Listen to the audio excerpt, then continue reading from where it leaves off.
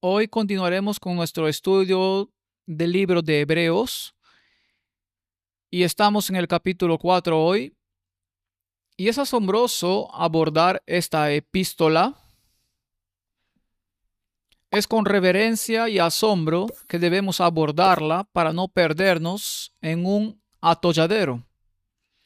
Así que estamos hablando de sustancia y sombra, y creo que ha quedado claro que la sustancia en cada capítulo gira en torno a Jesucristo. No hay lugar para cualquier otra cosa. Así, así que he llamado a este el Evangelio del Descanso. Así que comencemos con la palabra de oración. Padre Celestial, el tema del descanso es central para el Evangelio. Y oro para que abras nuestras mentes para que podamos comprender la profundidad y la amplitud de tu palabra. En el nombre de Jesús, amén. El Evangelio del reposo. ¿Qué significa hallar reposo en Dios? Cuando analizamos el capítulo 3 vimos que los israelitas no pudieron entrar en ese reposo porque no había fe involucrada en su acción. Así que vayamos a Hebreos capítulo 4, versículo 1. Te amamos, pues, no sea que permaneciendo aún la promesa de entrar en su reposo, alguno de vosotros parezca no haberlo alcanzado. Esta es una declaración muy seria. Los israelitas se habían quedado cortos y nunca entraron en el reposo y vagaron por el desierto durante 40 años. Y nos advierte aquí que nos podría pasar lo mismo. Y de hecho, este es el tema central en torno al cual gira el Evangelio. Por lo tanto, es de suma importancia que seamos muy cuidadosos con cómo pisamos. Ahora, la palabra descanso viene del griego katapausis. Veamos lo que dice Strong sobre esto. Es reposar, es decir, morada, descanso. Bueno, veamos lo que dice Tyers sobre el tema. Dice que es poner en reposo, calmar los vientos. Me gusta bastante eso, calmar los vientos, calmar las tormentas dentro. Un lugar de descanso, metafóricamente la bienaventuranza celestial en la que Dios mora y de la cual ha prometido hacer partícipes a los creyentes perseverantes en Cristo después de que terminen los esfuerzos y las pruebas de la vida en la tierra. Parte de un discurso, es un sustantivo, es femenino, y principalmente a través del capítulo 4 en el libro de Hebreos, esta palabra descansos viene del griego katapausis, excepto una vez, y llegaremos a eso en un momento. Hebreos 4:2, porque también a nosotros se nos ha anunciado la buena nueva como a ellos, pero no les aprovechó el oír la palabra, por no ir acompañada de fe en los que la oyeron. Ahora, ¿en qué sentido se les predicó el Evangelio? Porque sabemos que se nos predicó a nosotros. Jesucristo mismo introdujo el Evangelio así como a ellos. Obviamente, si se les predicó el mensaje, ¿cómo se les predicó? En tipo. Sus sombras apuntaban a la realidad mayor, la sustancia que es Jesucristo. Así que tenían el Evangelio, aunque lo tenían en tipos y sombras. Y luego dice en el versículo 3, pero los que hemos creído encontramos en el reposo. La palabra proviene del griego katapausis, de la manera que dijo, por tanto juré en mi ira, no entrarán en mi reposo, aunque las obras suyas estaban acabadas desde la fundación del mundo. Ahora esto es bastante complicado de entender en esta versión, así que leámoslo de nuevo. Pero los que hemos creído entramos en el reposo. Así que la fe es de suma importancia para entrar en ese reposo. en ese cese de las tormentas, los vientos. De la manera que dijo, por tanto juré en mi ira, no entrarán en mi reposo, aunque las obras suyas estaban acabadas desde la fundación del mundo. Así que he recurrido a la nueva versión King James para ver cómo lo traducen, porque a veces en la traducción podemos ver algunas diferencias. Si esas diferencias se suman al entendiendo, entonces bien, si esas diferencias contradicen lo que se ha dicho antes, entonces es problemático. En este caso no creo que se contradiga. Añade a la comprensión, dice, porque nosotros que hemos creído entramos en ese reposo, como él dijo, así que juré en mi ira, no entrarán en mi reposo. Así que todo lo que están haciendo es citarlo más completamente, aunque las obras fueron terminadas desde la fundación del mundo. Así que en otras palabras, desde el principio la tarea fue hecha. Ahora, si una tarea está hecha, si está completa, ¿hay algo que podamos añadirle? No. Podemos simplemente disfrutarla. Podemos simplemente apropiárnosla. Pero no podemos añadirle nada porque las obras fueron terminadas desde la fundación del mundo. El versículo 4 dice, porque en cierto lugar dijo así del séptimo día y reposó, y usa la misma palabra. Dios de todas sus obras en el séptimo día. En otras palabras, lo que Pablo está diciendo es que el séptimo día fue establecido como un memorial para recordarnos este descanso, esta obra completa, y se hizo desde el principio, así que no había nada que se pudiera añadir. Versículo 5, y otra vez aquí, no entrarán en mi reposo, catapausis. Por lo tanto, pues que falta que algunos entren en él, y aquellos a quienes primero se les anunció la buena nueva, no entraron por causa de desobediencia. Así que no entraron, pero la promesa sigue en pie, y por lo tanto dice que algunos deben entrar allí. Habrá personas que entrarán. Así como nación, los judíos habían rechazado ese descanso que encontramos en una persona, y entonces a los gentiles se les dio la oportunidad, y muchos de ellos entraron en ese descanso, pero muchos no. Ahora, no todos los judíos rechazaron ese descanso, y muchos entraron en el descanso. Josué no entró en ese reposo, Caleb no entró en ese reposo, confiaron en las promesas de Dios y entraron por fe. Aquellos que no añadieron fe no pudieron entrar en ese descanso. Así que la promesa sigue en pie y la puerta sigue abierta para aquellos que aceptan el reposo. Si consideramos por qué no entraron, es bastante claro en este versículo debido a su incredulidad. La fe es absolutamente importante. Ahora, hay un capítulo completo en el libro de Hebreos sobre el tema de la fe. No queremos entrar en muchos detalles aquí, pero ciertos puntos que debemos entender a medida que continuamos. El versículo 7 dice, otra vez determina un día, hoy diciendo, después de tanto tiempo, por medio de David, como se dijo, si oyereis hoy su voz, no endurezcáis vuestros corazones. Así que le está hablando en el tiempo de David, que fue mucho después de los 40 años de vagar por el desierto, y todavía había un hoy. En otras palabras, la puerta para entrar a ese reposo no se ha cerrado hasta el día de hoy. Como nación, no entraron en el evangelio. Fueron a los gentiles, sino como de individuo cualquiera que reconozca su fe en las obras completas de Jesucristo, puede entrar en ese reposo. Porque si Josué les hubiera dado el reposo, no hablaría después de otro día. Y eso es interesante. El versículo 9 dice, por tanto queda un reposo, Y aquí está esta palabra reposo, no se traduce catapausis, sino sabatismos para el pueblo de Dios.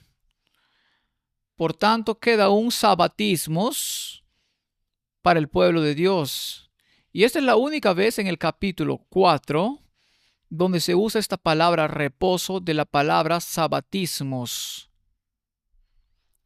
Así que si continuamos en el versículo 10, dice, porque él ha entrado en su reposo, también es catapausis, también ha reposado de sus obras como Dios de las suyas. Así que este plan de salvación estaba completo antes de que se establecieran los cimientos del mundo. Y Dios reposó en el séptimo día. Y por lo tanto, cualquiera que entre en ese reposo también debe cesar de sus propias obras para alcanzar ese descanso. Porque el trabajo y el descanso son mutuamente excluyentes. Pero ahora es fascinante que si lees el versículo 11, dice, procuremos pues entrar en aquel reposo. Así que este es un matiz muy interesante. Entonces tienes que trabajar, pero tienes que descansar. En realidad los dos son mutuamente excluyentes. Entonces, ¿cómo combinas esos dos? La única forma en que puedes combinarlos es en Jesucristo. Es como sed perfectos, como vuestro Padre Celestial es perfecto. El que dice que no tiene pecado es un mentiroso y la verdad no está en él.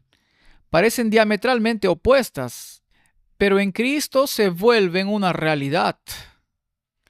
Así que hay trabajo que hacer.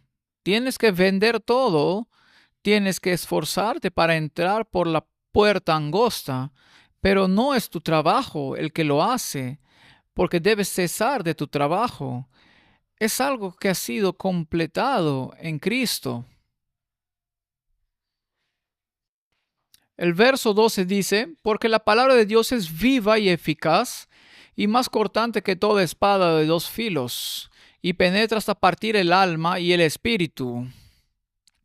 Así que dirige nuestra atención a la palabra de Dios. Aquí es donde está la solución, y aquí es donde debe encontrarse la respuesta. No puede encontrarse en la tradición, debe encontrarse en la palabra de Dios. Así que continúa el verso, las coyunturas y los tuétanos, y discierne los pensamientos y las intenciones del corazón. Ahora también debemos recordar que la palabra también señala a un individuo. En el principio era la palabra y la palabra estaba con Dios y la palabra era Dios. Se refiere a Jesucristo, quien discierne las intenciones del corazón. Y no hay cosa creada que no sea manifiesta en su presencia. Antes bien, todas las cosas están desnudas y abiertas a los ojos de aquel a quien tenemos que dar cuenta. No hay nada que puedas esconder de Dios. Él sabe cada cosa sobre nosotros.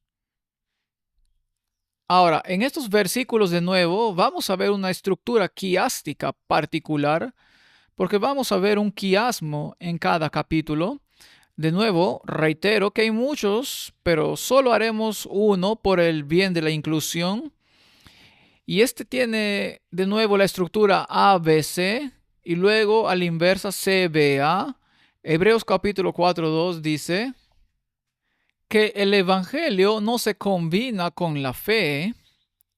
Y si vas a Hebreos 4:11, donde la fe es el tema primordial, entonces la antítesis es que el evangelio se combinó con la fe en aquellos que entraron en su reposo. Hebreos 4:3, no entraron en el reposo. No descansan en las obras terminadas. Así que no pudieron entrar porque no lo combinaron con la fe. Y entonces Dios dijo en su ira, no entrarán en mi reposo. Luego llegamos a la antítesis de lo que es B con un asterisco. Versículo 10. Descansaron en las obras terminadas, cesaron de sus labores. Así que está contrastando a los que lo hicieron con los que no. Y el aspecto central es el C. Dios descansó en el séptimo día y el séptimo día se convierte en un símbolo de su obra terminada. Acuérdate del sábado para santificarlo. 6 días trabajarás y harás toda tu obra, etc. Pero el séptimo día es el día en que descansó. Y porque Dios creó, te ordenó que guardaras el séptimo día. Así que Dios descansó en el día sábado, el séptimo día. Y Hebreos 4:9, el pueblo de Dios descansa. Y la palabra usada allí por primera vez es sabatismos, en el séptimo día. Ahora, ¿qué significa eso? Lo veremos con un poco más en detalle más adelante, pero esencialmente sabatismos es un verbo usado como sustantivo expresando la acción del verbo. Por ejemplo, guardar el sábado como verbo y guardar el sábado como sustantivo. Así que básicamente lo que está diciendo es que el pueblo de Dios que entra en el reposo descansa como Dios descansó el séptimo día y lo incluyó en su mandamiento. Por lo tanto, el pueblo de Dios descansa, sabatismos, en otras palabras, guardan el sábado o son un grupo de individuos que guardan el sábado porque descansan. Ahora, esto se vuelve confuso para muchos. Ahora, la Biblia dice que ellos, los judíos, no entraron en ese reposo porque se concentraron en sus propios méritos y sus propias obras. No descansaron en las obras terminadas, no descansaron en las promesas de Dios.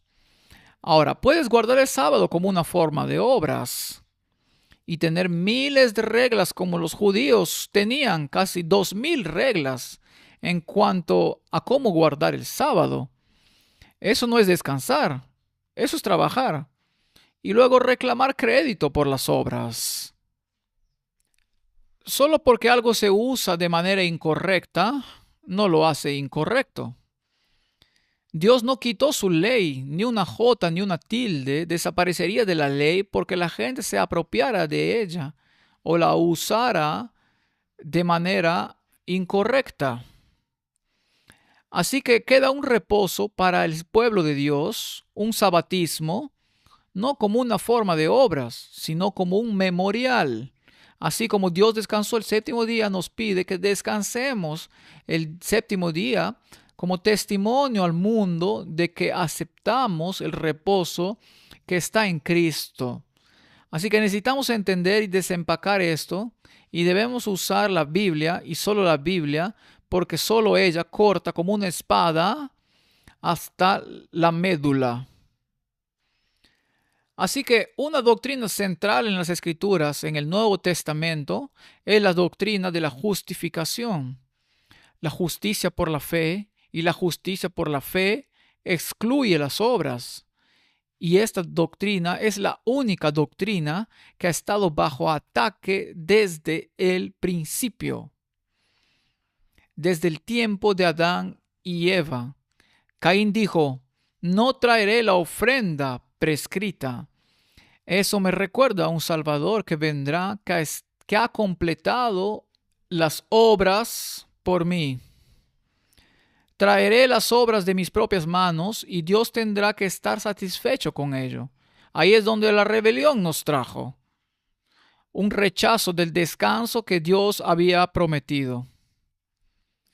El Evangelio fue reintroducido cuando Cristo vino a este mundo y fue a ese hombre que por 38 años representó a los que vagaban por el desierto y le dijo, ¿quieres estar bien? ¿Te gustaría hallar descanso en mis obras terminadas y no esperar a que las sombras y las formas y los rituales te salven? Y por fe, ese hombre se puso de pie cuando Jesús dijo, toma tu lecho y anda. Así que el asunto de la justificación por la fe fue reintroducido en el Evangelio y Pablo escribió muy sucintamente sobre ello, al igual que los otros discípulos, y luego de alguna manera se perdió nuevamente. Y luego en la Reforma fue despertada nuevamente y desafortunadamente se perdió nuevamente. Y luego en 1888 fue traída al frente una vez más. El pueblo de Dios tuvo que regresar al desierto porque nuevamente lo rechazaron. Así que veamos la justicia por la fe. Romanos 9:30. ¿Qué pues diremos? Que los gentiles que no iban tras la justicia han alcanzado la justicia. Es decir, la justicia que es por fe. Mas Israel, que iba tras una ley de justicia, no la alcanzó. ¿Por qué? ¿Por qué? Porque iban tras ella no por fe, sino como por obras de la ley, pues tropezaron en la piedra de tropiezo. Esta piedra de tropiezo ha sido hueso de discordia desde el principio y seguirá siendo así hasta el último día. Y si la descuidamos, no podremos entrar en el reposo. Y esta guerra ruge en todas las denominaciones. Isaías capítulo 53:11 dice: verá el fruto de la aflicción de su alma, una referencia a Jesucristo, y quedará satisfecho. Por su conocimiento justificará mi siervo justo a muchos y llevará las iniquidades de ellos. El énfasis aquí está en la sustancia. El énfasis aquí está en lo que Cristo ha hecho por ti. Obras que fueron completadas desde la fundación misma, porque por promesa Él ya había sido sacrificado, un cordero que fue sacrificado desde la fundación misma de este mundo. Martín Lutero dijo: si se pierde el artículo de la justificación, toda la doctrina cristiana se pierde al mismo tiempo. Esta doctrina, la justificación, es la cabeza y la piedra angular. Solo ella engendra, nutre, edifica, preserva y defiende a la iglesia de Dios. Y sin ella la iglesia de Dios no puede existir ni por una hora. Cuando el artículo de la justificación ha caído, todo ha caído. Así que ese es un punto muy importante. La justificación por la fe. Por supuesto, también existe la santificación por la fe, porque si no es por fe, entonces es por obras. La justificación es la justicia imputada de Jesucristo. La santificación es la justicia impartida de Jesucristo. Ambas vienen de Él y no de nosotros, para que no nos jactemos. Ahora, en el Concilio de Trento, esta doctrina de la justificación fue declarada anatema. El canon 9 del Concilio de Trento dice: si alguien afirma que solo por la fe el pecador es justificado, de modo que se entienda que no se requiere nada más para cooperar en la obtención de la gracia de la justificación, y que de ninguna manera es necesario que esté preparado y dispuesto por la acción de su propia voluntad, sea anatema. Aquí se introduce un elemento de obras que niega el aspecto de la fe. No hay descanso en las obras completadas aquí, porque se debe trabajar para entrar. El canon 11 lo deja más claro. Cualquiera que diga que los pecadores son justificados solo por la fe, de modo que signifique que no se requiere nada más para cooperar en orden para obtener la gracia de la justificación, sea anatema. Cita en el canon 9 y el canon 14. Cualquiera que diga que los pecadores son justificados por la imputación al alma de la justicia de Cristo o por la remisión al alma de los pecados sin la claridad que es derramada en sus corazones por el Espíritu Santo sin la gracia infundida, sea anatema. Esta es una declaración poderosa de la Iglesia Católica Romana y se contradice directamente con la palabra de Dios. Esta es la misma guerra que se ha librado desde el tiempo de Adán y Eva, y Caín fue el primero en demostrarlo en su rebelión abierta.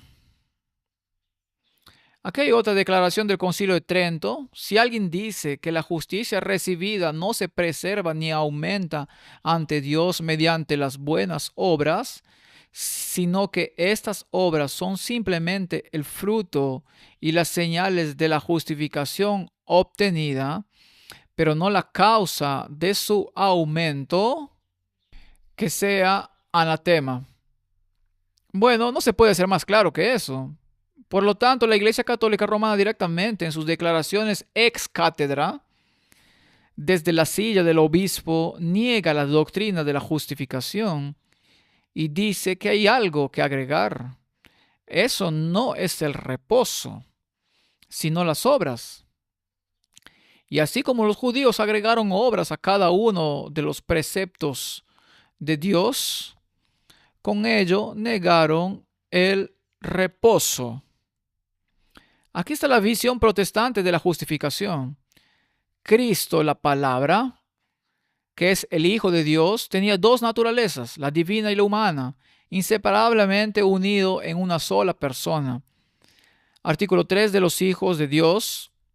La obra de Cristo, los hombres no pueden ser justificados ante Dios por sus propias fuerzas, méritos u obras, sino que son justificados libremente por causa de Cristo mediante la fe. Cuando creen que son recibidos en favor y que sus pecados son perdonados por causa de Cristo, quien por su muerte hizo satisfacción por nuestros pecados, esta fe Dios imputa por justicia ante sus ojos. Artículo 4 de la justificación. Esta no es solo la visión protestante, esta es la visión bíblica. No hay nada que podamos agregar. Ninguna sombra puede retratar la sustancia en su plenitud. Es un triste hecho de la historia que la sangre de millones ha corrido como consecuencia del conflicto que se libra en torno a esta doctrina en particular. La justificación no excluye la santificación. La santificación es la obra de toda una vida, pero incluso esas obras u obras que Cristo está obrando en ti y no obras que salen de tu propia fuente, porque la Biblia dice que en nosotros no hay nada bueno, pero Cristo en nosotros puede cambiar eso. Eso es santificación. La justificación es un acto judicial, una declaración de justicia que se te imputa sin ninguna obra o contribución de tu parte. Un muerto no puede resucitarse a sí mismo. Desafortunadamente, el mundo protestante moderno ha cedido en el tema de la justificación. Martín Lutero fue inflexible en que ni una jota ni una tilde se podía mover de ese pilar del protestantismo, la doctrina de la justificación. Pero miren lo que hicieron en su declaración conjunta sobre la justificación. Cuando el mundo protestante firmó junto con la Iglesia Católica que habían llegado a un acuerdo, su declaración decía: juntos confesamos por gracia solamente en la fe, en la obra salvadora de Cristo, y no por ningún mérito de nuestra parte, somos aceptados por Dios y recibimos el Espíritu Santo, que renueva nuestros corazones mientras nos equipa y nos llama a las buenas obras. Suena muy florido, suena muy bonito, pero esto es doctrina católica romana disfrazada de doctrina protestante. Si lo miramos con cuidado, dice juntos confesamos, eso es catolicismo romano y protestantismo juntos, que por gracia solamente, sí, es por gracia solamente, pero la Biblia dice que debe ser solo por fe, solo por fe, solo por fe, en la fe, y luego dice en la obra salvadora de Cristo. Ahora bien, sí, eso también es cierto en cierto sentido, pero somos justificados por la sangre del Cordero. Así que esta oración debería leerse, si fuera cierta, debería leerse solo por fe en el sacrificio expiatorio de Jesucristo. Aquí dice la obra salvadora de Cristo. Ahora bien, si conocen la doctrina católica, tienen un tesoro de méritos donde dicen que las buenas obras de Jesucristo están en ese tesoro, pero también colocan en ese mismo tesoro las buenas obras de María y todos los santos, y que ese mérito puede transferirse a otra persona. Así que las buenas obras de las personas a lo largo de todas las épocas en el catolicismo y todos sus llamados santos se añaden a ese tesoro de méritos.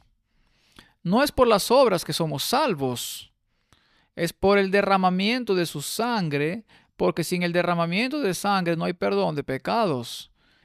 Esto es doctrina católica romana.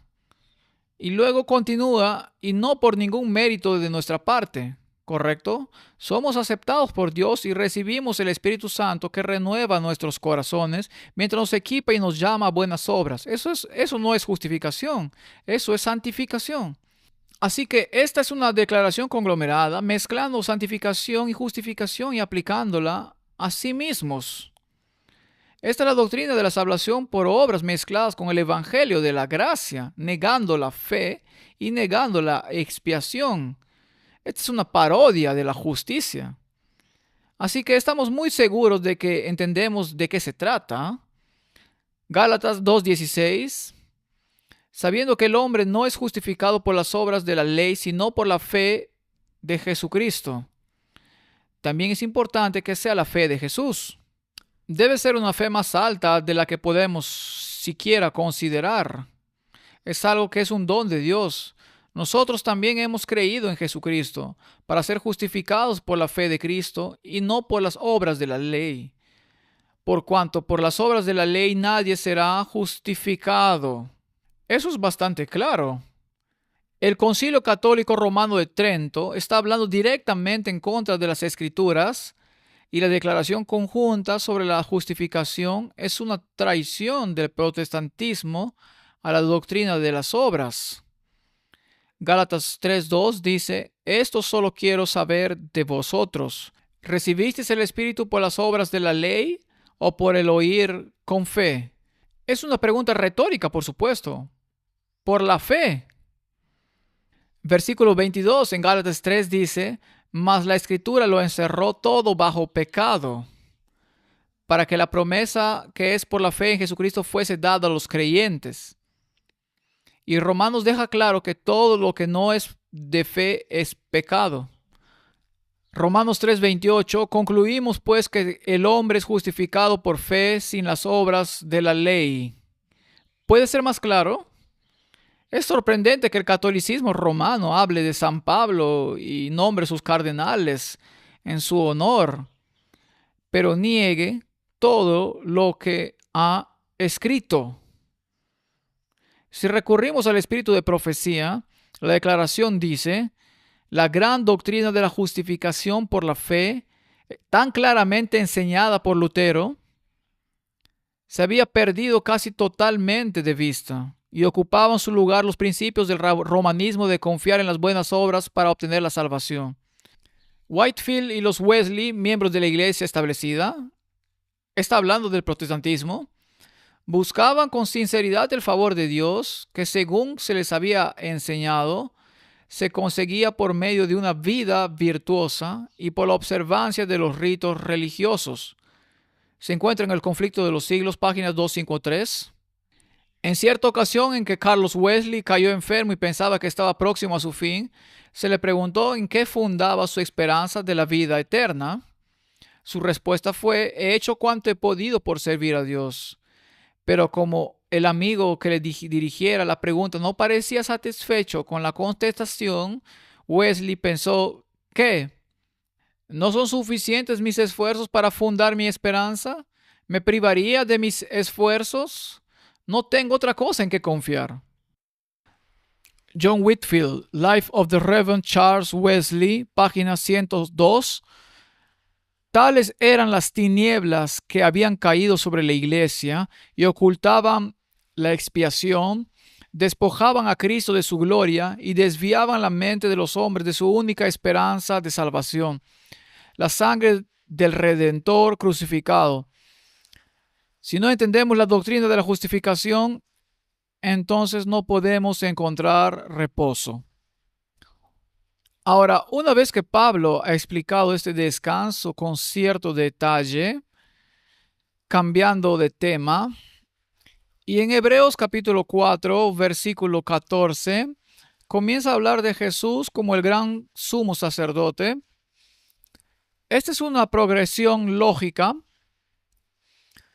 Por tanto, teniendo un gran sumo sacerdote que traspasó los cielos, Jesús, el Hijo de Dios, retengamos nuestra profesión, porque no tenemos un sumo sacerdote que no pueda compadecerse de nuestras debilidades, sino uno que fue tentado en todo según nuestra semejanza, pero sin pecado.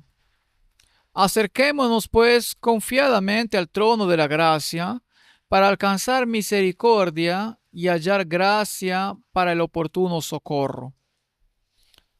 Ahora, este es el nuevo camino. Más adelante, Pablo abordará este nuevo camino que se ha encontrado para tener acceso a Dios en Jesucristo, y exhorta a los creyentes a acercarse confiadamente al trono de la gracia, a ese propiciatorio, para que alcancemos misericordia y hallemos gracia para el socorro en tiempos de necesidad, acceso directo a la deidad por medio de Jesucristo, para encontrarnos con Él en el arca del pacto, en el propiciatorio, protegiéndonos de la condenación de la ley para que su justicia pueda ser imputada a su pueblo. Por eso Hebreos 4:9 dice, por tanto queda un reposo para el pueblo de Dios. Sí, ¿eso excluye la ley? Por supuesto que no. La ley no tiene la culpa, nosotros tenemos la culpa. Jesús no tenía pecado, por eso guardó la ley perfectamente. Aquellos que entran en su reposo guardan la ley perfectamente en él. He escrito algunas palabras aquí para intentar plasmar estos pensamientos en papel. La humanidad anhela reposo. En estos tiempos no hay alma que no esté cansada emocional y espiritualmente, que no necesite reposo. Nuestros tiempos son tan estresantes que no hay mecanismo disponible para la naturaleza humana que pueda reparar el daño a la delicada composición del sistema nervioso humano, aparte del bálsamo del reposo divino. El reposo humano es totalmente inadecuado para restaurar el alma. Por lo tanto, este reposo no es nuestro reposo, sino el suyo. Hebreos 4 fue uno que nos recordó, temamos no sea que quedándonos aún la promesa de entrar en su reposo, alguno de vosotros parezca quedarse corto. Y les recuerdo que el versículo 3 que ya discutimos, pero los que hemos creído entramos en el reposo de la manera que dijo, por tanto juré en mi ira, no entrarán en mi reposo, aunque las obras suyas estaban acabadas desde la fundación del mundo. El versículo 4 dice, Dios reposó, así que este no fue un reposo de cansancio o inactividad, sino un reposo en la obra terminada, que fue declarada muy buena. Fue un suspiro de satisfacción. En una de las traducciones del griego implica un suspiro de satisfacción. La divinidad nunca se adormece ni duerme, así que este reposo es un reposo en obras completadas. Salmo 121:4 dice, He aquí no se adormecerá ni dormirá el que guarda a Israel. Así que este no fue el reposo de cansancio que Dios tuvo. Versículo 17 en Juan 5 dice, y Jesús le respondió, mi Padre hasta ahora trabaja y yo trabajo. Hebreos 7:25 dice, por lo cual puede también salvar perpetuamente a los que por él se acerquen a Dios, viviendo siempre para interceder por ellos. Dios no está inactivo, así que la incredulidad no puede encontrar el reposo del que se habla en esta epístola. Por lo tanto, ese reposo solo se puede encontrar por la fe, y aquellos que no se lo han apropiado aún tienen acceso a él. porque dice, queda pues un reposo para el pueblo de Dios. Tenemos que contemplar lo que hizo Cristo y no intentar añadir nuestro mérito para que podamos ser justificados ante Dios. Todo es Jesús. Todo es sustancia. No queda ni una pizca de sombra. Como comentamos antes, la palabra que se usa para por lo tanto queda un reposo, un sabatismo, según ellos significa guardar el sábado. El bendito reposo de los trabajos y las dificultades que esperan en la era venidera a los verdaderos adoradores de Dios y los verdaderos cristianos. ¿No es asombroso que los judíos impusieran tantas exacciones al sábado y añadieran tantas obras? Su observancia era casi imposible de mantener, era una carga y por lo tanto no era reposo alguno. Y el mundo cristiano moderno etiqueta a quienes guardan el sábado como un memorial de una obra completada, como orientados a las obras. Entonces, nuevamente, en el mundo moderno la gente dice que no se debe guardar el sábado porque eso son obras. Eso es exactamente lo que hicieron los judíos. Lo convirtieron en obras. Y entonces el mundo cristiano moderno lo designa como obras. Y puede ser. Hay personas, estoy seguro, que piensan que al hacer algo como guardar el sábado han encontrado un camino de justicia. Un camino de justicia en sí mismos que Dios aprobará. No. Si guardas el sábado de la manera real y alcanzas el sabatismo, es un memorial de las obras completadas de Jesucristo. Así que Dios reposó y podemos reposar. Ahora, al entrar en ese descanso por la fe, Dios creó los mundos y creó a la humanidad con la libertad de elección y los puso a prueba para ver si obedecerían su voz o no. El camino de Dios era el camino de la paz y la vida, y la elección contraria es el camino del sufrimiento y la muerte. Entonces, ¿fue esto injusto de parte de Dios? No, porque la felicidad del universo estaba en juego y Él estaba dispuesto a asumir las consecuencias Él mismo.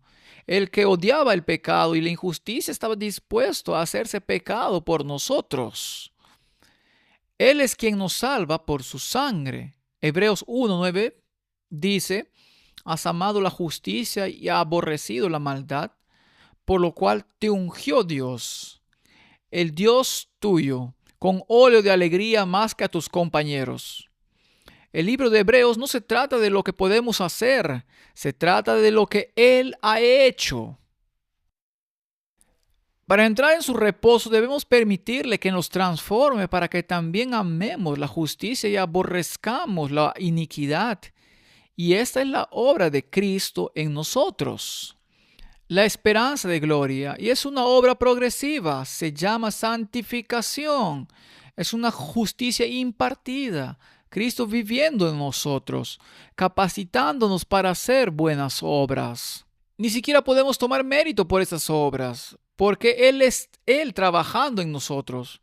Así que esa justicia solo puede ser apropiada por fe. Mientras luchemos contra la voluntad de Dios, no puede haber reposo para la inquietud humana. Así que la entrega total es la única manera de obtenerla. Entrega total. No importa cuál sea la tormenta allá afuera. Se puede hacer. Lucas 11:2 dice, y les dijo, cuando oréis, decid, Padre nuestro que estás en los cielos, santificado sea tu nombre, venga tu reino, hágase tu voluntad como en el cielo, así también en la tierra. La voluntad de Dios se está haciendo en el cielo y en el reino de Dios se hará tu voluntad. Se hará aquí en la tierra. Pero ahora todavía no lo vemos porque la gente no entra en el reposo. Así que debemos descansar de la disputa, debemos descansar de la lucha, rebelarse contra la voluntad de Dios. Guardar todos los mandamientos de Dios y no ignorar ni uno solo es un requisito, no como un medio para la salvación, sino como una consecuencia de la salvación. ¿No es interesante que Roma declara este pensamiento un anatema? Guardar el sábado para ser salvo es imposible porque eso no sería descanso, sino obras. Guardar el sábado porque descansamos en la obra completa de Dios es un reconocimiento de su poder y la señal definitiva de aceptar su obra redentora en nuestro nombre por la fe. Así que el sábado es el símbolo del reposo y por lo tanto nunca podemos ni podemos insinuar obras. ¿Por qué añadiríamos una puntada a una prenda perfecta o por qué querríamos añadir una frase a una orden firmada y sellada de perdón completo? Nadie haría eso. Si tuvieras un documento firmado y sellado de perdón completo, ¿por qué querrías añadir una frase a eso? Y esto es exactamente lo que nos dicen las Escrituras. Esta obra se completó desde la fundación del mundo. Así que el que nos amó y dio su vida por nosotros, por creación y redención, preparó el camino para que entremos en su reposo. ¿Por qué no debemos confiar en Él? ¿Por qué no debemos seguirlo? ¿Por qué no debemos caminar a donde nos guía el pastor? ¿Por qué debemos temer? ¿Por qué debería abandonar lo que ha comprado tan caro? Constantemente perdemos la fe en Jesús, al igual que los hebreos. Podrían haber entrado, pero miraron todos los obstáculos, los gigantes, los virus. ¿Quién sabe qué miraron? Exactamente igual que nosotros hoy. ¿Por qué nos abandonaría si pagó un precio tan alto para comprarnos? Isaías 26:3 dice: Tú guardarás en completa paz a aquel cuyo pensamiento en ti persevera, porque en ti ha confiado. Aquí es a donde nos lleva el camino. Debemos aprender a confiar implícitamente por la fe en Jesucristo. Y Él es quien dijo que completará las buenas obras que comenzó en nosotros y las terminará. Es una promesa que debemos creer y luego actuar según ella. Juan 14:27 dice: La paz os dejo, mi paz os doy. Yo no las doy como el mundo la da. No se turbe vuestro corazón, ni tenga miedo. Hay tanto temor en el mundo. ¿Por qué? Porque hay tan poca fe en el mundo. Salmo 119:165: Mucha paz tienen los que aman tu ley, y no hay para ellos tropiezo. Entonces, ¿cómo encontramos paz en este mundo inquieto de rebelión y anarquía, de incredulidad e infidelidad? ¿Cómo puede nuestra naturaleza caída cambiar para conformarse a la voluntad de Dios? Continuamos con Hebreos capítulo 4, versículo 12. Porque la palabra de Dios es viva y eficaz y más cortante que toda espada de dos filos, y penetra hasta partir el alma y el espíritu, las coyunturas y los tuétanos, y discierne los pensamientos y las intenciones del corazón. Versículo 13. Y no hay cosa creada que no sea manifestada en su presencia, antes bien todas las cosas están desnudas y abiertas a los ojos de aquel a quien tenemos que dar cuenta. No podemos ocultarle nada a Dios. No podemos impresionar a Dios con nada de lo que hayamos hecho. Comparado con lo que Él ha hecho por nosotros, cómo se desvanecen nuestras propias obras en la insignificancia. Así que no hay forma de esconderse de Dios. Él nos conoce desde afuera hasta adentro. Salmo 139, versículo 8. Si subiera a los cielos, allí estás tú. Y si en el Seol hiciere mi estrado, ahí estás tú. Si tomare las alas del alba y habitar en el extremo del mar, aún allí me guiará tu mano y me asirá tu diestra. Y si dijere ciertamente las tinieblas me encubrirán, aún la noche resplandecerá alrededor de mí. Aún las tinieblas no encubren de ti, y la noche resplandece como el día. Lo mismo te son las tinieblas que la luz. No hay lugar donde podamos escondernos de Dios. Así que no podemos evitar a Dios. Incluso si tratamos de evadirlo, tarde o temprano todos comparecemos ante el tribunal de Dios. Por eso la Biblia dice en 1 Juan 1:9, si confesamos nuestros pecados, Él es fiel y justo para perdonar nuestros pecados y limpiarnos de toda maldad. Ahora, aquí hay una pregunta. Si esta es una promesa de Dios, si vengo a Dios con mi pecaminosidad y confieso mis pecados, y Él es fiel y justo y me perdona mis pecados y me limpia de toda maldad, entonces, ¿quién hizo la limpieza? ¿Yo o Él? Él la hizo. ¿Qué tan perfecta es esa limpieza? Absolutamente perfecta. ¿Qué tan justo me presento ante Dios después de esta limpieza? Absolutamente perfecto. ¿Qué le añadí? ¿Qué contribuí?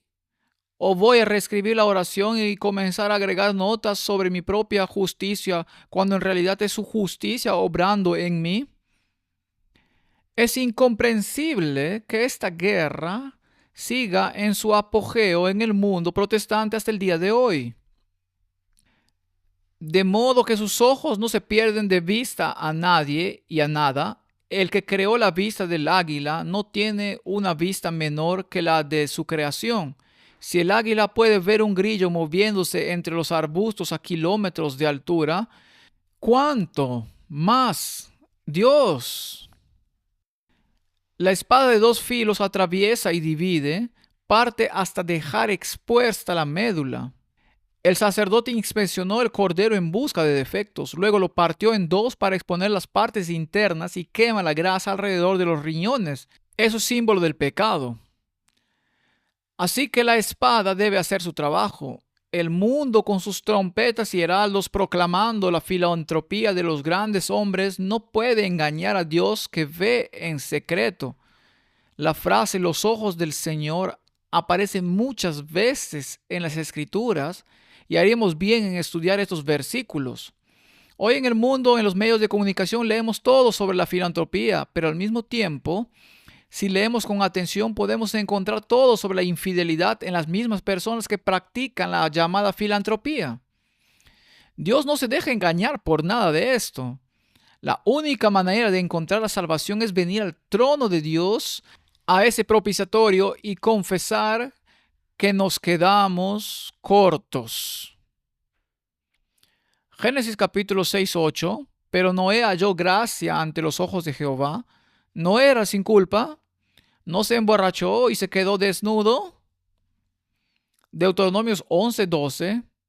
Tierra de la cual Jehová tu Dios cuida, siempre están sobre ella los ojos de Jehová tu Dios, desde el principio del año hasta el fin. Dios no se pierde nada. Deuteronomios 13:18. Cuando obedecieres a la voz de Jehová tu Dios, guardando todos sus mandamientos que yo te mando hoy, para hacerlo recto ante los ojos de Jehová tu Dios, y he aquí como tu vida ha sido estimada preciosa hoy a mis ojos, así sea mi vida a los ojos de Jehová, y me libre de toda aflicción. Primera de Samuel 26:24. Aquellos que tenían una conexión con Dios sabían de dónde provenía su ayuda, no de sus propias obras, no, de Dios. Podemos leer muchos versículos en la Biblia en 2 de Samuel 15:25. Pero dijo el rey a Sadoc: vuelve el arca de Dios a la ciudad. Si yo hallare gracia ante los ojos de Jehová, él hará que vuelva y me dejará verla y a su tabernáculo. Dependían de Dios aquellos que confiaban en él.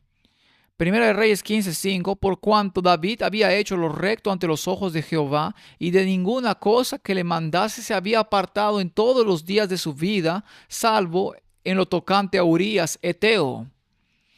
Ahora, David hizo muchas cosas mal, no solo en el caso de Urías elitita. Él contó al pueblo, quiero decir, los ejemplos están por todas partes, la forma en que trató a sus hijos, todo esto está registrado en la Biblia, pero se arrepintió.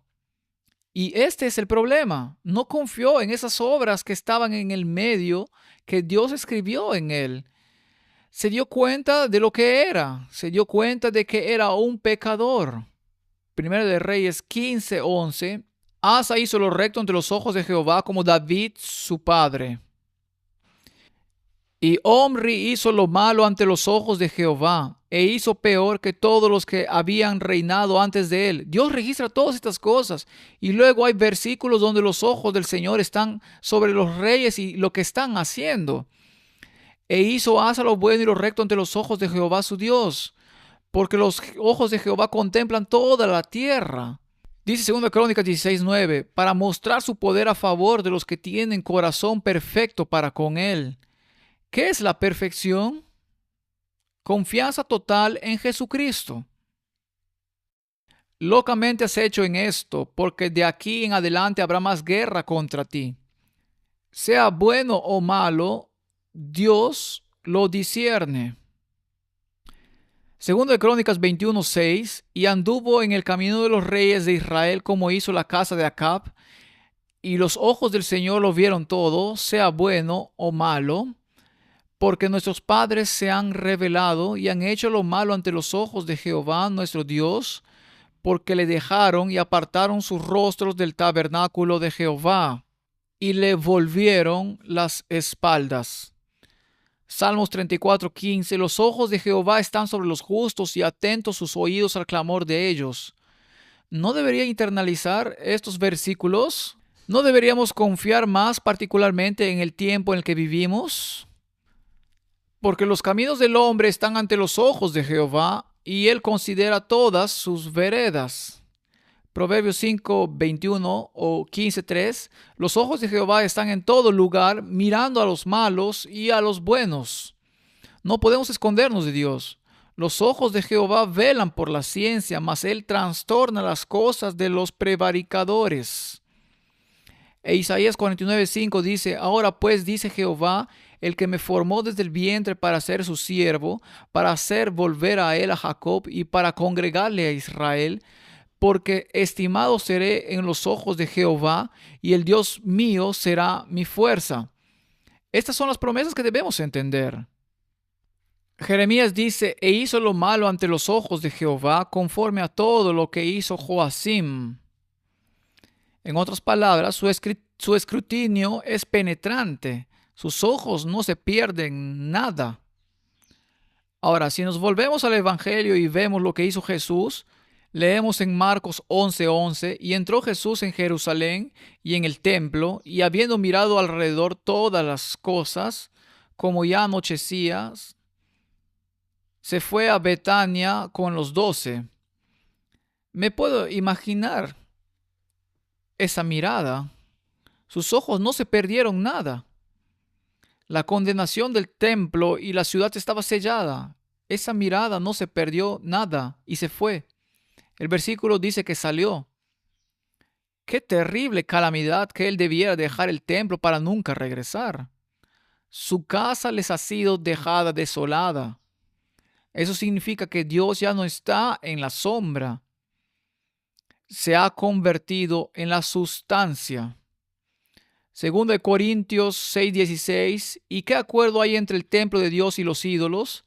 Porque vosotros sois el templo del Dios viviente, como Dios dijo, habitaré y andaré entre ellos, y seré su Dios, y ellos serán mi pueblo. ¿Se impone Dios sobre nosotros? ¿O se queda a la puerta y llama a ese templo del alma donde desea residir? Si miramos esta historia, leemos que 2 veces Jesús limpió el templo, pero finalmente, cuando no hubo cambio de corazón, Él se fue. Así que no dejemos que nos pase a nosotros. Él conoce nuestra condición y como un hábil cirujano está dispuesto y es capaz de extirpar los tumores del pecado y la decadencia moral de nuestro corazón. Pero como con los cirujanos terrenales, debemos firmar el documento de consentimiento antes de que Él aplique la espada. No solo para revelar la fuente del mal, sino también para realizar la eliminación del mismo. Él no se acobarda ante los peores casos, todos son curables bajo su mano. Nosotros juzgamos las acciones y la dureza del corazón, pero Él conoce la causa y la cura. En eso debemos pensar. A menudo miramos a la persona y decimos, ¿qué espécimen tan miserable es ese? Pero nunca preguntamos por qué. ¿Qué sucedió en la vida de esa persona? ¿Por qué es tan miserable? ¿Puede un toque suave curar la situación? Seamos compasivos con los peores casos, porque no sabemos qué los transformó en lo que son. Proverbios 15:1 dice, la blanda respuesta quita la ira, mas la palabra áspera hace subir el furor. Hay demasiadas palabras ásperas entre nosotros. Apocalipsis 1:14 dice, su cabeza y sus cabellos eran blancos como la lana blanca, como nieve, sus ojos como llama de fuego. Arrepiéntete, dice Apocalipsis 2:16, o si no vendré a ti pronto y pelearé contra ellos con la espada de mi boca. Entonces, ¿cuál es la gran espada? La palabra de Dios. Y los ojos del Señor son como llamas de fuego. Apocalipsis 19:15 dice, de su boca sale una espada aguda para herir con ella a las naciones, y él las regirá con vara de hierro, y él pisa el lagar del vino del furor y de la ira del Dios Todopoderoso. Entonces pensé en esto, ojos sin espada no pueden dar en el blanco. Una espada sin ojos erraría el blanco. Entonces esta espada puede matar o sanar, dependiendo de nuestras decisiones. La espada es la palabra de Dios. Ahora, si Dios planteó tan claramente el tema del reposo en su palabra y los poderes de este mundo lo rechazaron tan rotundamente, ¿cuál debería ser nuestra postura? ¿Dónde nos paramos en este gran muro? La palabra es vida. Juan 6:63. El espíritu es el que da vida. La carne para nada aprovecha. Las palabras que yo os he hablado son espíritu y son vida. Así que la palabra es activa. No es de extrañar que Pablo cite esto en Hebreos 4:12, donde dice, porque la palabra de Dios es viva y eficaz, y más cortante que toda espada de dos filos, y penetra hasta partir el alma y el espíritu, las coyunturas y los tuétanos, y discierne los pensamientos y las intenciones del corazón. Este es un versículo asombroso. Deberíamos contemplarlo más e internalizarlo. Así, cuando entra en el corazón se afirma esta palabra, tiene autoridad, se supone que poda, cambia al blasfemo en un hijo de Dios. ¿Somos nosotros los que nos volvemos justos o es la justicia de Cristo la que obra en nosotros? Su palabra obra en nosotros. Esta palabra penetra, dice Pablo. En Pentecostés traspasó el corazón de 3,000 hombres. Ese es el tipo de predicación que necesitamos de nuevo en ese tiempo de la lluvia tardía.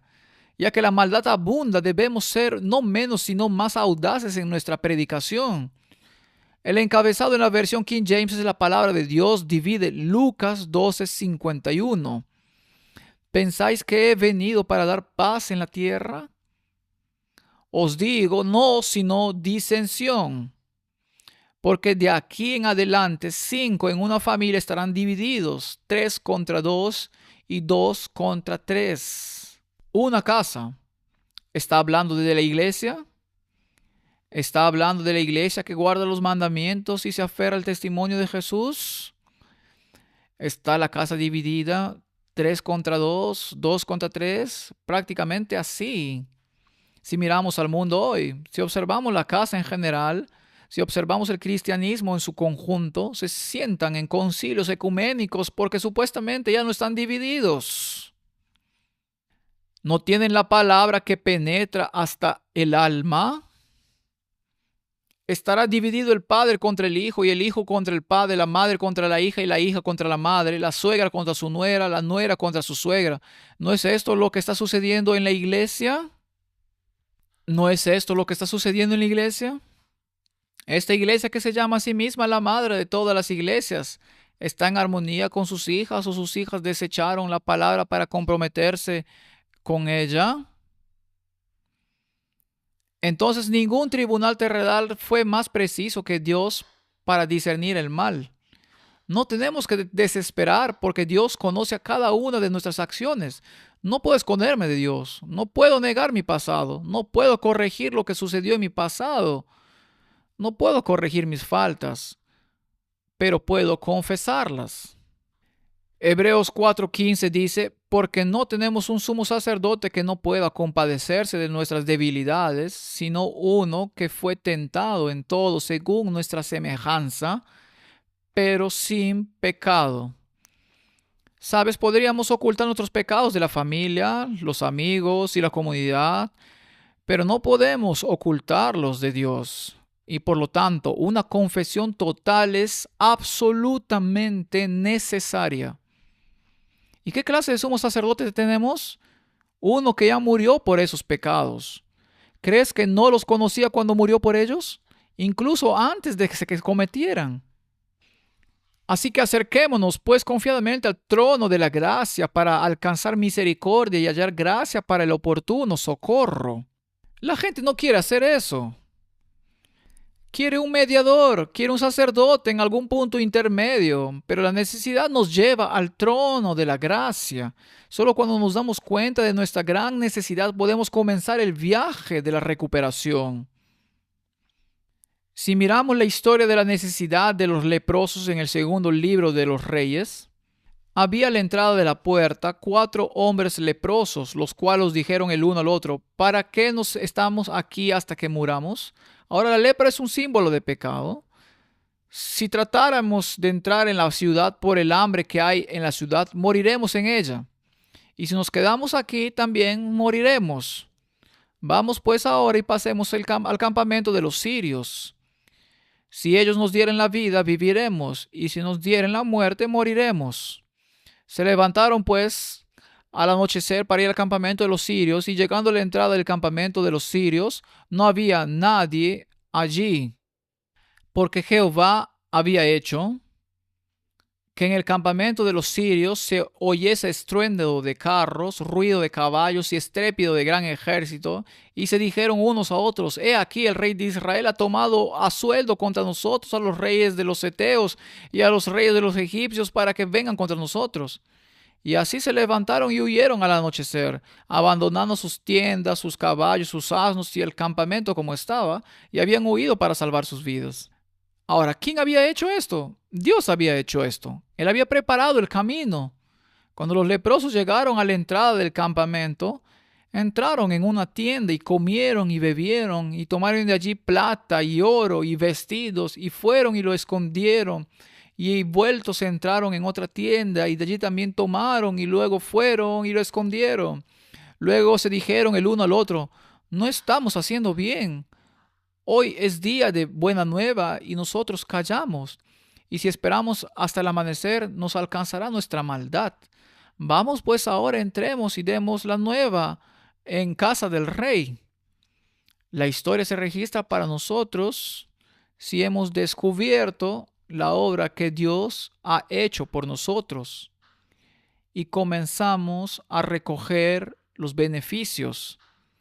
Si no la compartimos, nos volvemos culpables y el mundo cristiano de hoy es culpable ante la humanidad.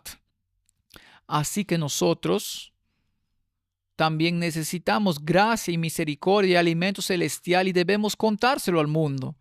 Los hombres buscan ayuda de los hombres. Los hombres designarán sacerdotes para ministrar su salvación y confiar en el brazo de la carne para liberarnos del pecado.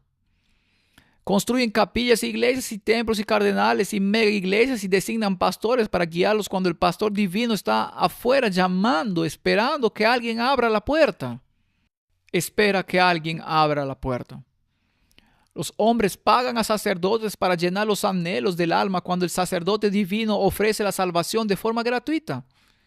Él era mucho mejor que los ángeles, se apartó para que los humanos tomaran su lugar. ¿No es esto lo que está haciendo el mundo y no tenemos sistemas religiosos que se llaman a sí mismos sacerdotes santos y santos padres? Santos padres.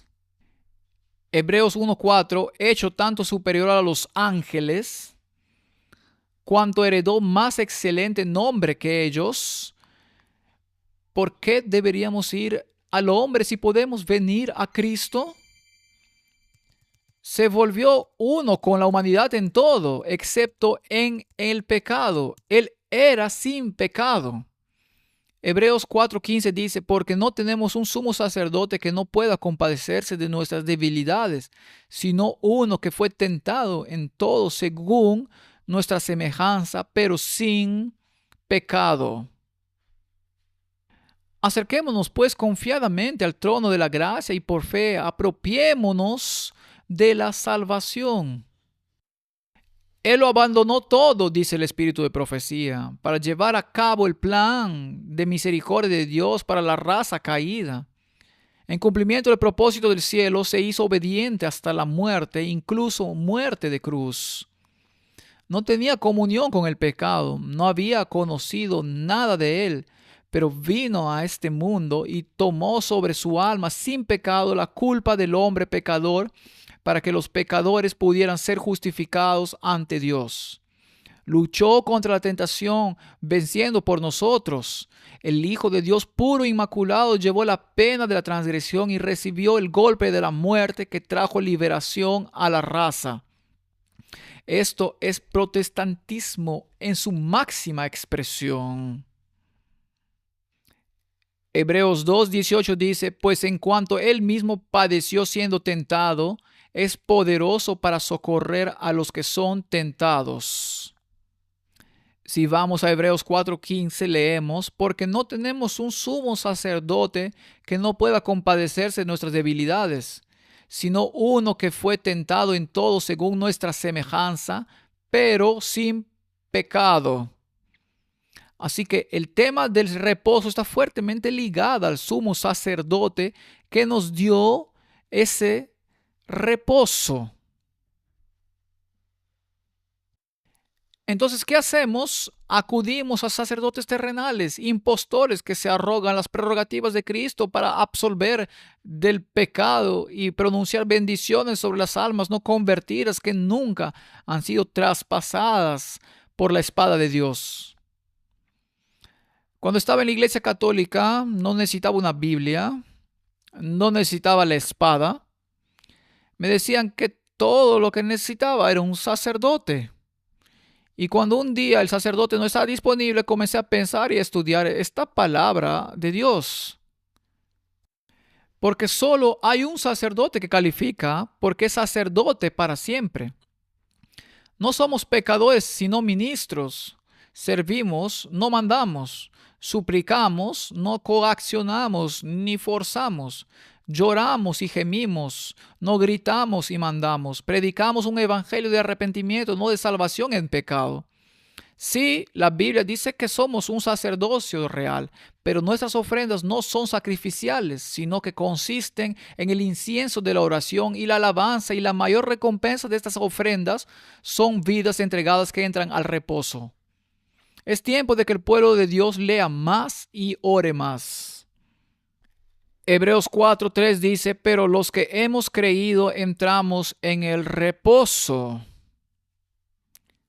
De la manera que dijo, por tanto juré en mi ira, no entrará en mi reposo, aunque las obras suyas estaban acabadas desde la fundación del mundo. Esta es la esencia del capítulo 4.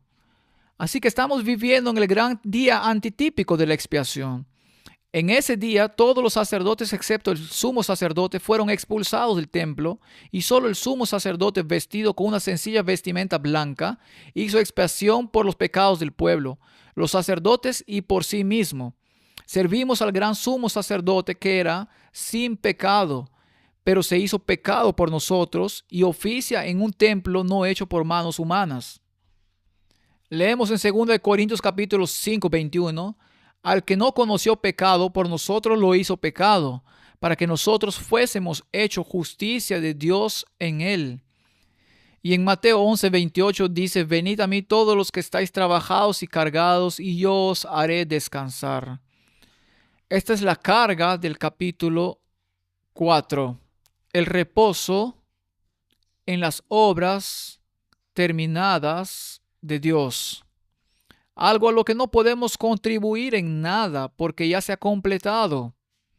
Y luego este llamado, venid a mí todos los que estáis trabajados y cargados, y yo os haré descansar. Regresemos a Dios. Sigamos el camino prescrito en las Escrituras y estaremos en camino seguro. Reconozcamos nuevamente que podemos hallar descanso solo en Él y no a través de nuestras propias obras. No significa que no debamos hacer lo correcto o esforzarnos por entrar por la puerta estrecha o luchar contra principados y potestades, pero no en nuestra propia fuerza. En su fuerza. En su fuerza. Que Dios nos ayude a entender este asunto, porque este asunto ha sido la guerra que se ha estado librando desde el principio y será el asunto final que deba resolverse antes de que Cristo venga. Oremos. Padre Celestial, el asunto de descansar en las obras terminadas es un asunto que ha causado más flujo de sangre que cualquier otro. Danos sabiduría y haz de la palabra de Dios nuestro estándar. En el nombre de Jesús. Amén.